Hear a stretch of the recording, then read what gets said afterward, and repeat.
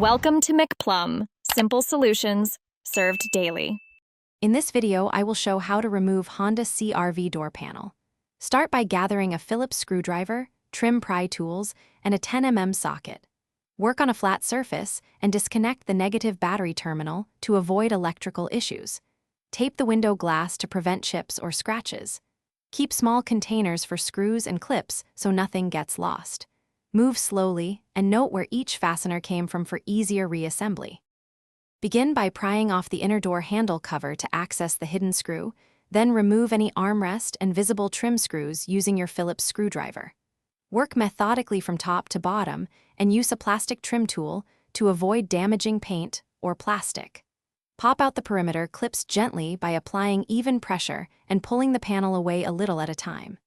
Keep track of clip condition and replace any broken pieces.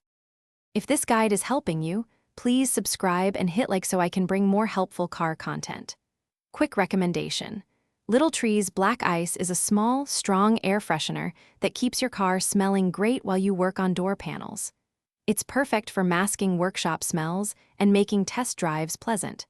Check the description for the link and other deals, and now let's get back to the video.